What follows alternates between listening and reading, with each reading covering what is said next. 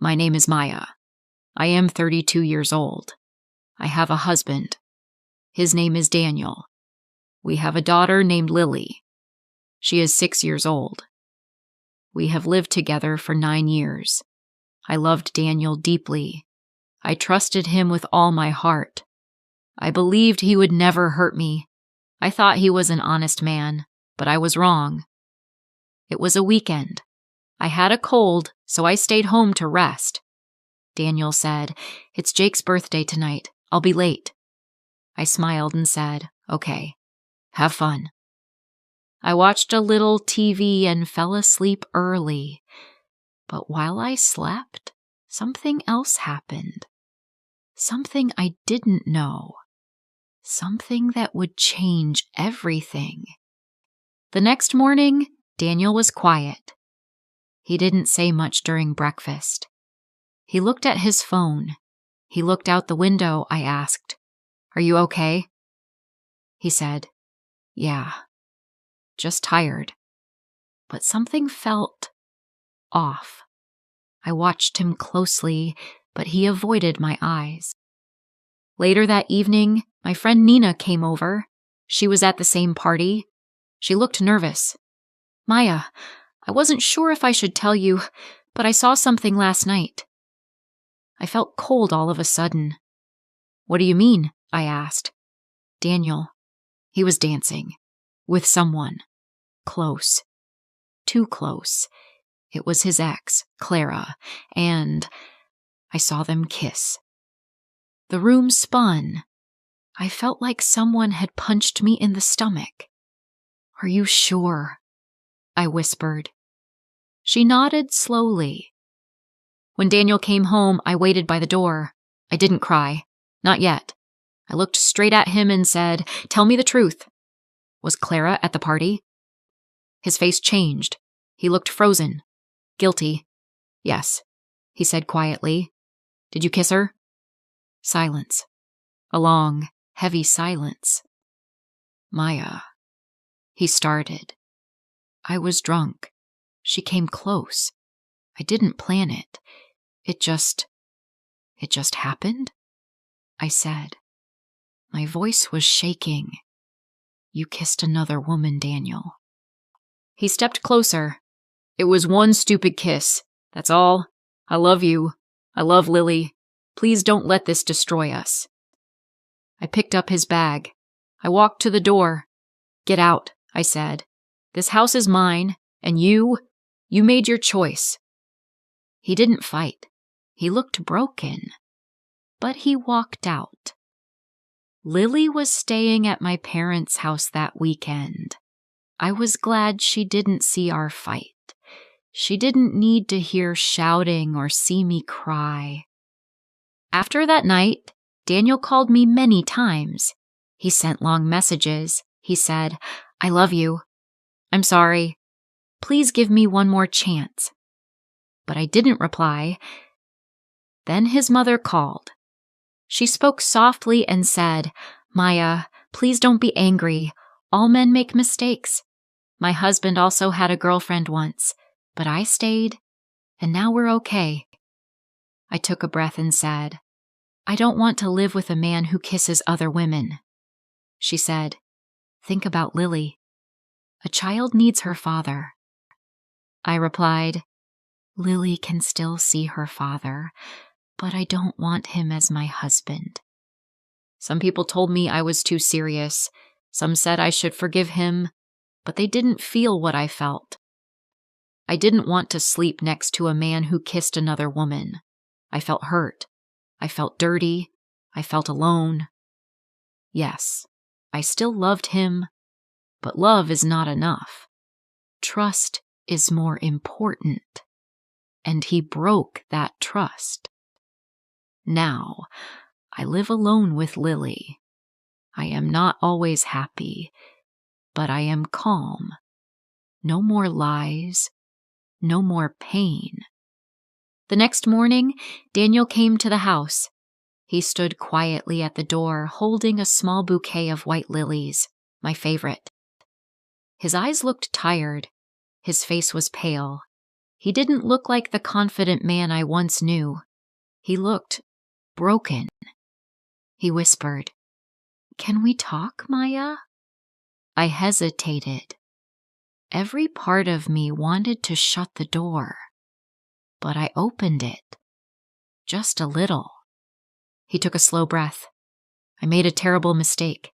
I was lonely. I felt disconnected, but that's no excuse. I was weak. I kissed her, and I hate myself for it. I kept my voice calm. You didn't just kiss someone. You kissed away our trust. You broke something inside me. He nodded. I know. I didn't think clearly. I wasn't drunk. I wasn't confused. I just acted selfishly, and now I'd give anything to take it back.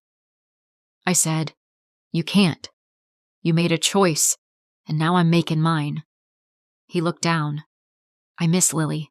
I miss you. I miss us." I said, "You can still see Lily. You're her father, but I don't want a husband who betrays me." His hands were shaking. He placed the flowers on the porch. Then, without another word, he turned and walked away. That night, I couldn't sleep. I lay in bed thinking about everything. I remembered the first time we met. His smile, his awkward jokes, the way he brought me coffee when I had late study nights. I remembered our wedding, simple but full of hope. I remembered the day Lily was born, how he held her like she was made of light. He used to cook dinner when I had bad days. He stayed up with Lily when she had nightmares. He'd sing off-key lullabies just to make her laugh. He was a good man. Was. Now he felt like a stranger.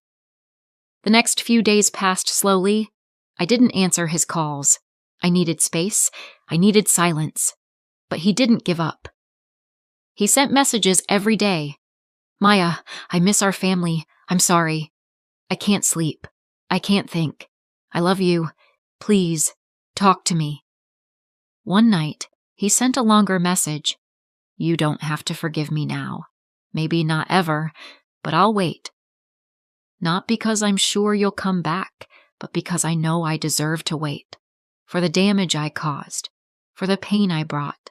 I still love you. And Lily. Always."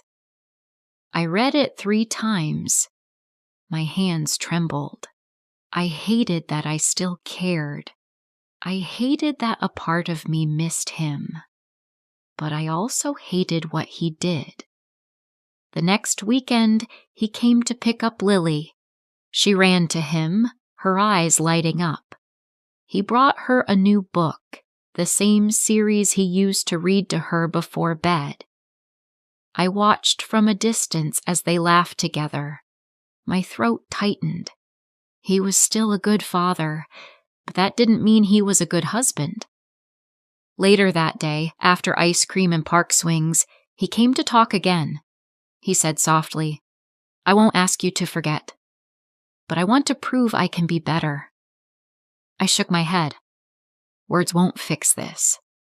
He nodded. "Then I'll show you with time." I closed the door. Weeks passed, then months. He came every weekend without fail, always on time, always with something for Lily, a book, a drawing, sometimes just his full attention. He stopped making big promises. He just showed up, steady, quiet.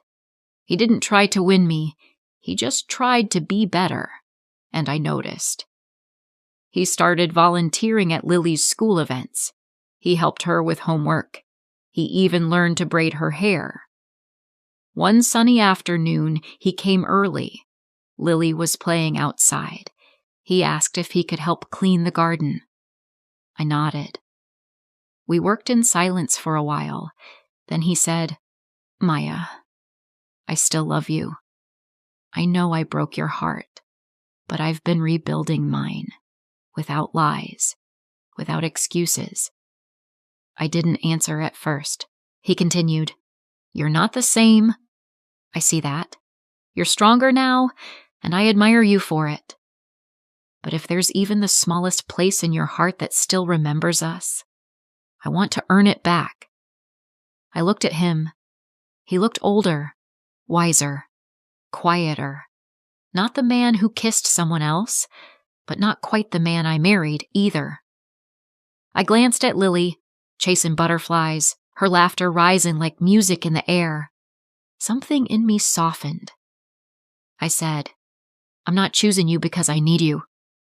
I'm choosing you because I believe in growth, in second chances, for Lily, and maybe for us." His eyes filled with tears. He held my hand gently. "Maya, thank you," I whispered. "This doesn't erase the past, but it's a step forward." That night, Lily asked, "Are we a family again?" I kissed her forehead and said, "We never stopped being one. We just needed time to find our way back. Sometimes love is tested in painful ways, but when someone truly changes and you truly heal, forgiveness can rebuild what was once broken. Not to erase the past, but to write a new chapter."